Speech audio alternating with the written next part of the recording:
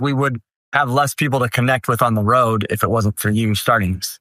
Yeah. And so now like sometimes we'll go somewhere and I'll be like, oh, we're meeting up like with Ryan one time in Washington. It's like, oh yeah, Ryan and Drew, they're in Washington. Let's meet up with them. They're RV people. Welcome back to the RV Queens podcast, where we're all about women making money on the road. I'm your host, Kate White, and today's episode is something a little different.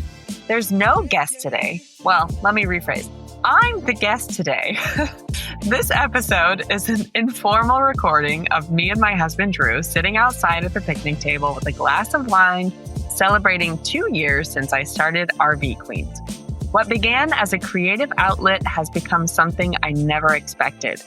A business, a thriving community, and a beautiful way to connect with women who are living boldly on the road.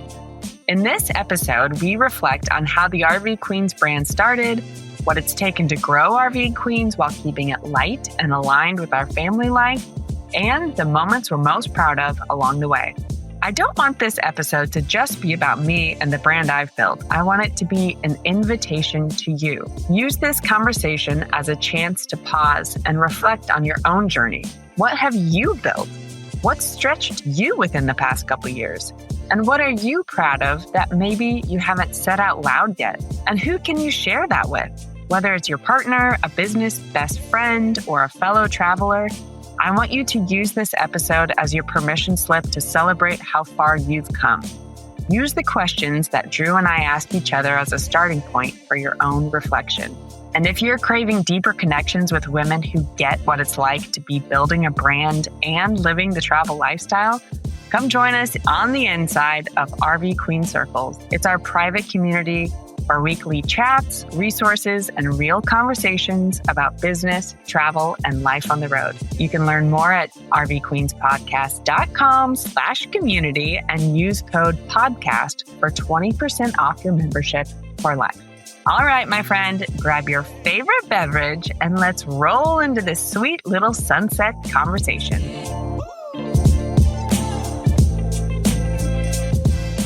This is Drew White with RV Kings podcast. Shout out to my kings. Kate, happy 2-year anniversary of RV Queens. Thank you. What was the biggest challenge of starting RV Queens? Probably overcoming my fear of failure and really just staying light with the concept. And What does that mean? Light. I mean, well, at the very beginning, I started it as a hobby, you know? I did it for fun. And then within a few months, I already had brands reach out, I monetized it. And then I was like, oh my God, this is a business. So then the temptation was there for me to make it heavy. That's what I mean about light. Keep it fun, light, happy, positive, and not business. Business. I think what you mean by heavy is, what? Actually, I'm not going to ask. I just told you what I mean by heavy. Well, kind of. You said what you mean by light is that you didn't want to make it heavy. Okay. So I didn't want to feel stressed out by it all the time. We're having the conversation, not you're talking about. I don't want to feel stressed out by it all the time. Like your other ventures. Like my other businesses. You didn't want it to be all consuming. Yes. That's what you mean. Yes. Fair? Yeah.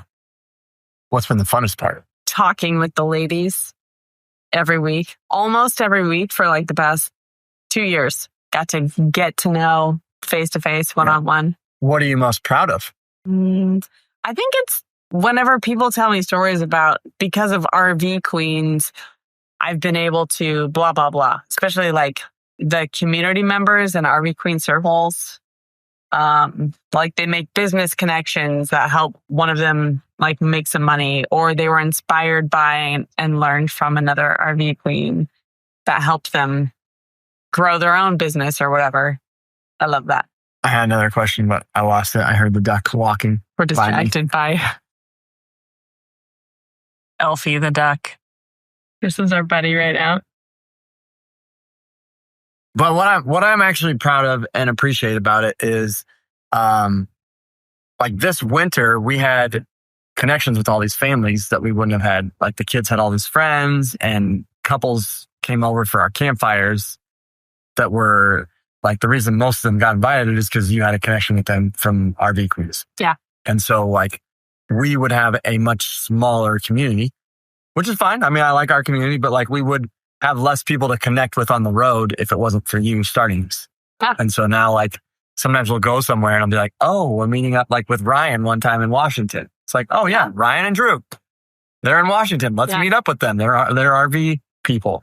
Yeah. That's happened multiple times. And so if you didn't have that, like we would have a lonelier road experience. And so that's been awesome because you've like, I think I said it to you after one of the campfires is like, that campfire night was like all you in community that you've built. Yeah. I just meet people at pickleball. If you're anything like me and love soaking up that Midwest lake life in the summer, I've got a spot you have to check out. Coconut Cove RV Resort in Hazel Green, Wisconsin is an Our Journey campground that's packed with fun for the whole crew. They've got a 13-acre lake with an aqua park, sandy beaches, boat rentals, and tons of family-friendly activities. Whether you're in an RV, a glamping pod, or a lakefront cabin, this tropical-themed resort has what you're looking for. Click the link in the show notes to book now and start your journey with Our Journey. What's something people would be surprised to know about you with running your business? That I spend maybe 5 hours a week on this. 5 to 10, depending on the week, depending on what's going on. Gonna call BS on it. What? How much time do you think I spend on this? Probably 10 to 15. No. Yeah. No. Yeah. Let's talk. I'm talking about mental energy. No, I'm talking about actual time. But also, I'm talking about actual sit down, do the work time. I think between podcast interviews, then you have the morning times out. Right, but like half my morning time is working out. But then there's always like, you're always listening to Marco Polos. And when you say always, I shouldn't say always. You're listening to Marco Polos frequently. And usually you've got like, I need to get this newsletter out. I need to get this out. And you're kind of like fitting in work in between everything that like, I don't think you track all that. Okay. I would say the first year 0.5, I was doing all that.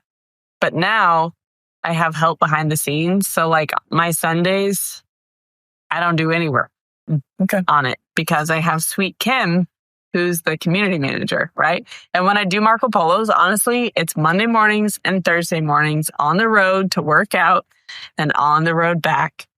That's like my dedicated Marco Polo time. I might spend a little bit. Maybe I'm wrong. That, but like, definitely not as much as I used to. Okay, I'm wrong. Because but by the way, it's because I've done that on purpose. Because I don't want to feel like I have to do this and all the nooks and crannies. Well, I'm going to share what I'm most proud of with you after 2 years of this. Okay. Whether the camera's on or not. What people don't know about you is how when you ran other businesses in the past, how much it was all consuming for you.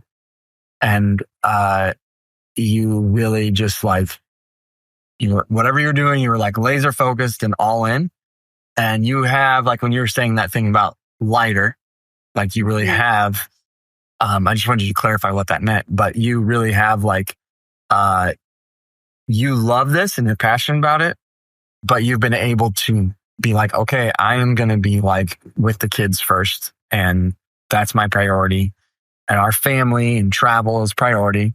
You take care of like a lot of things that like we can't even get into. How many things? You take care of a lot of things. And our family, like, is able to do all the things that we do because of you. And so you do have a way better balance this time around with this. And I would say that you've like done a great job of like, keeping this as like something that you're passionate about, but like, it's not like you're going to be like, I'm going to set up systems because this isn't going to overtake my life. The other thing that like people wouldn't know about you, like to answer the question I asked you, is how passionate you are about like helping women and helping entrepreneur women, but other women just in general, and to find community. And like you were doing that in Omaha, where you started like a networking thing and grew it. Yeah. Huge. And so, it's just a natural gift that you have, but like, I'm really proud of how you've given all these women like a community, and then that us guys get a benefit from it too, you know? Mm-hmm. But I am most proud of how you've handled like, balancing everything, and that like you have succeeded with this and grown the business. You've helped all these women in the process, but you have like really been able to keep it light, to use words. So thank you. Cheers to you. Cheers. Thank you so much for tuning in to today's episode and for being part of the RV Queens community. Remember to hit subscribe on whatever platform you're listening on. And guess what? You can have conversations like I had on this episode with your fellow RV women who are living intentionally and making money on the road. Head to rvqueenspodcast.com/community to join RV Queen Circles today. It's a totally unique online space with a shared prosperity model that's all about community over competition. I'd love to have you be a part. All right, guys, I'll see you next week, or hopefully I will see you on the road. Elphie the duck. This is our buddy right now.